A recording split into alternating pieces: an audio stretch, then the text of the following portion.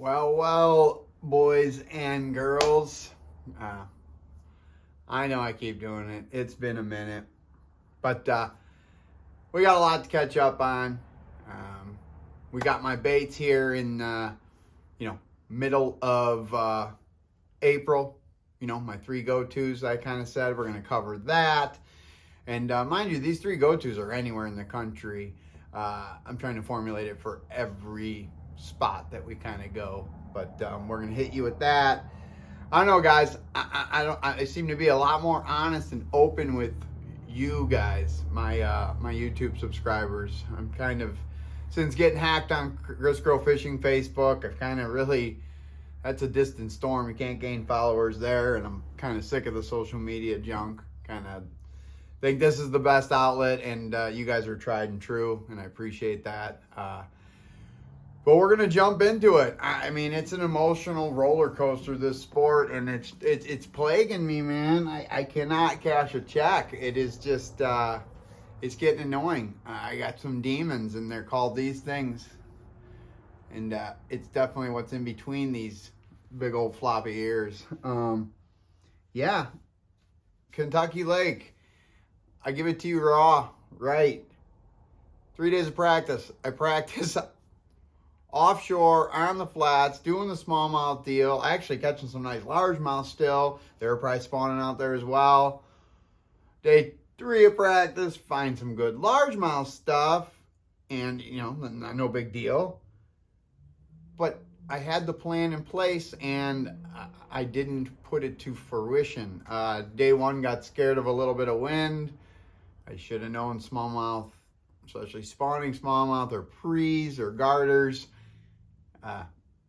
love wind, and it masks you better. Insane. So day 1 came and went. I think I had like 12-10, caught a pile of largemouth, had a blast. Was basically just flipping a tube. Found a bunch of old school Ike power bait smash tubes, and just a regular 4-inch tube from Berkeley. It seemed like the black and blue fleck, black neon were the deal. Caught plenty of fish, but they're all twins. Kentucky Lake is definitely back at spawning class of largemouth, that 2-4 to 3 pound class fish. There's quite a few out there. It's very, very nice to see. But yeah, cracked the whip a ton, whatever. And then day 2 came. I knew I had to do it right, but I had some largemouth stuff going, wanted to get comfortable and get a limit. Grabbed 4 fish by like 11:30, and decided to go out, but the weatherman lied. The wind was a little bit more than he planned, but whatever. I got out there, got comfortable, lost a nice fish, started getting into a rhythm. And this is stuff I don't post. I can't, and I'm not an excuse person here, guys. I'm not trying to excuse, but I had some boat issues, and it was very, very frustrating.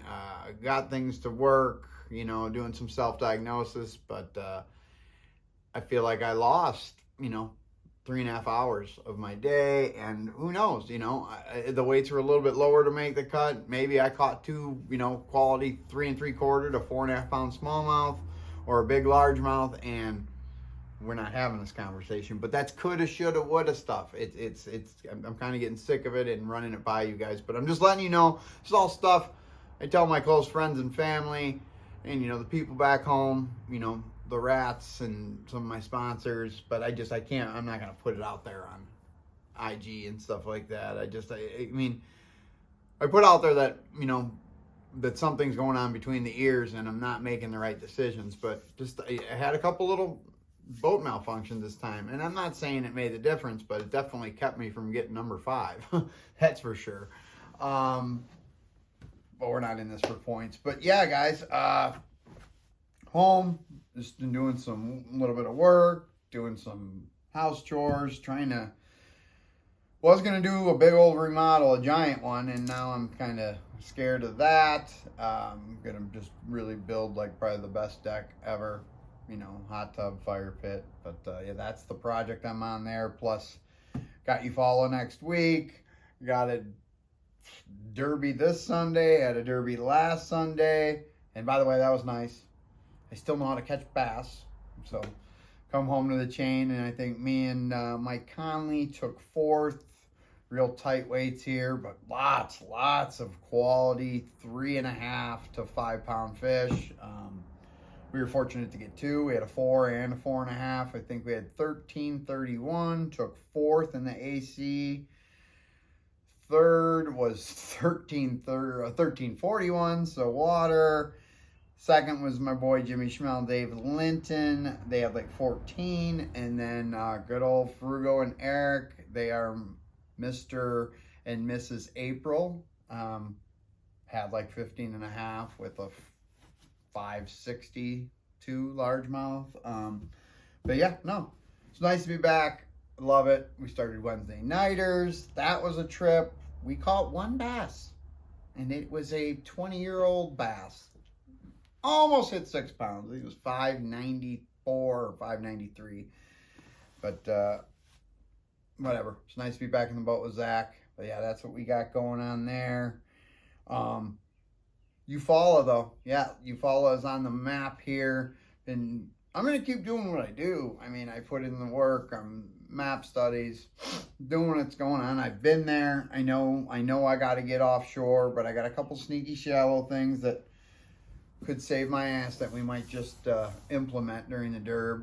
But yeah, no, be a bunch of graphing, and I'm slowly getting my tackle ready for this and amongst the zoo, but I'm halfway done with tackle for that place.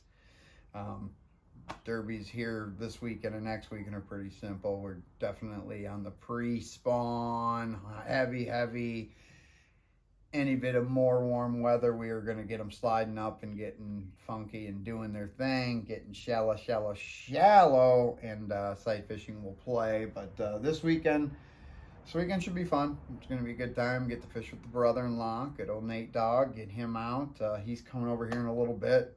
Spool up some line, get him going, get him all the kinks out for him for this weekend. But it's going to be blowing. Ooh, not fun. But I'll give you a report there next week of how that rolls. But yeah, if we are talking about the middle of April, you know, whether I just came from Kentucky Lake, whether I'm at Eufaula right now, Gunnersville. I mean, look, the boys are still catching them on beds and pre-spawn fish and mix a post at the Elites at St. John's. Congrats to Corey. That was awesome. It just looked like a win. You could just tell by the surprise of some of the fish he caught. But yeah, congrats to him. But these are my 3 baits, okay? One I might have to go run and get. But guys, we're going to start with it. Everyone's hearing things about it. Guys, cull shed. It don't get no better than that. Color lines are great, but I'll stick with this. I think this is albino or something, white shed, something. But this is unbelievable bait. Got a keeper type system. You know, you're not just throwing this around open water, skipping around docks, by laydowns. This is the deal. Doesn't come off. Does, you unhook, you're hooking, you know, fighting that fish freely on a Fusion 19 hook. Guys, you ain't throwing this in April, I don't know what to tell you. You know, that water gets at that 54, 55 to even 65, that 10 degree, legit, and it really rifles right into the, you know, right into the post spawn and definitely into the shad spawn in the south. So that is one. Then, I think you guys saw some of my posts. See, I gotta go for a walk. I'll be right back, all right? Ah, whoa! See? We have to get this one here. This is the deal. And where is the other? Look, I don't even have it on. Something's wrong. Oh, now I'm gonna have to go digging. I think I'm gonna have to go digging. Yeah, I'm gonna. All right, is what it is. But guys, a straight up jig. I don't care the color. Last weekend it was just black and blue. But guys, I've been hung up on this freaking finesse jig from Berkeley. Fishing on a medium heavy. But yeah, this has been good. I've been catching a lot of nice fish. Caught some nice fish at Kentucky Lake on it. Even caught some nice fish at West Point. It's been my go-to setup. And I'm kind of rocking between two different trailers on this. I am going with, I'll show them to you. This is their 3/8 finesse jig. It's got a little smaller hook, but a beefy hook. And again, Fusion 19. But I've been doing two things. I've been rocking this chunk on here. Okay, so that is a max scent. I believe any jig fishing in the cold water, light bites, I want them to hold on just a little bit longer because maybe I'm cold. It's cold out fishing. So max scent definitely keeps that and carries that scent. And of course, these awesome finesse jigs has the power bait impregnated into the skirt. So I've been rocking it with this chunk. Okay, and then let me show you here. Let me see if I got one handy. I've been using the, no, I don't. Nope, those are just chunks. Hold on. Let's go down here. Oh. If I'm not using that, I really like this, especially if they get a little bit more aggressive. Holy cow, chunks everywhere. I'm liking these. I'm liking the meaty chunk. It's not like a chigger craw, so it's still that cold water type jig trailer that's, very subtle. This is moving hardly any water, very smooth, quick. This is just a degree in between this and the chigger craw. I'll show it to you here. This is the meaty chunk. A little bit bigger profile. Again, max scent. All your chunk needs.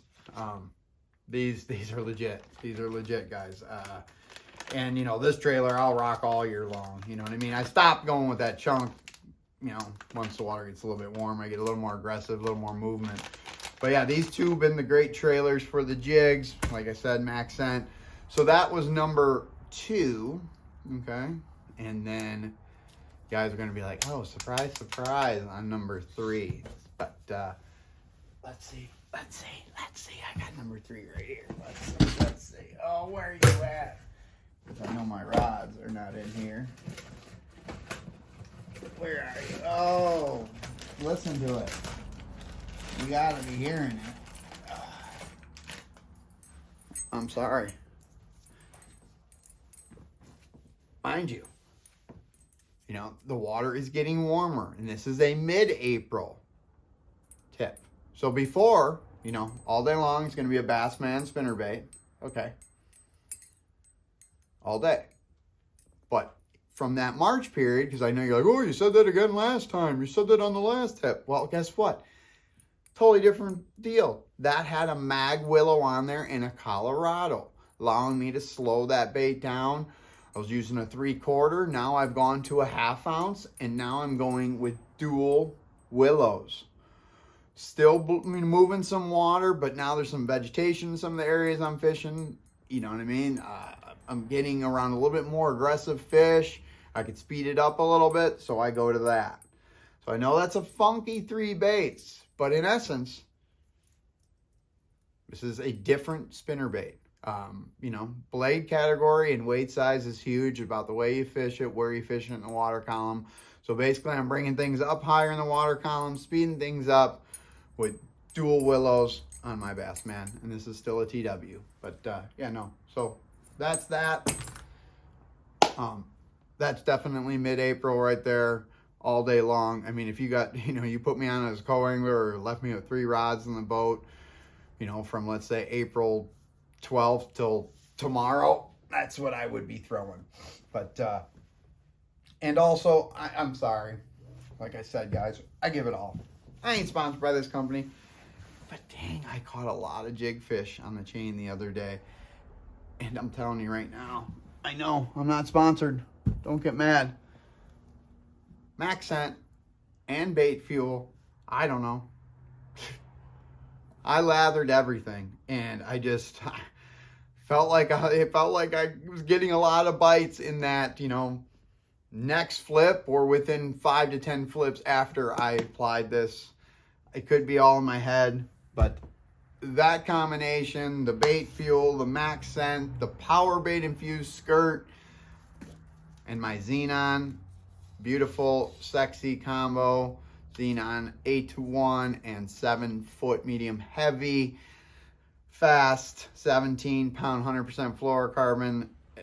Never lost the bass, caught some bigs. It was definitely a good deal. But that in the cold water, that little combo, I don't know, something. I don't know if it's just confidence or what, but they all held on. I hardly missed fish. Definitely a lot of them put them in their gullet. So, but yeah, no, that's that. Like I said, we're just moving on. I want to give you guys a little tip, the mid-month tip. Say hello.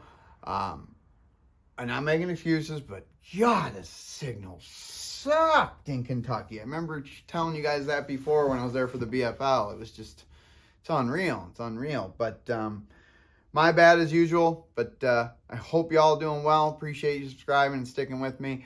I'm Chris Grove Fishing. I got to get on some tackle and get my brother-in-law's tackle in order. And then cook some dinner and then go out and practice in 20 to 30 mile an hour winds tomorrow to try to find us some bass for Sunday. But guys, you guys take care. We'll try to check in next week. I'm Chris Grove Fishing. Thanks a lot.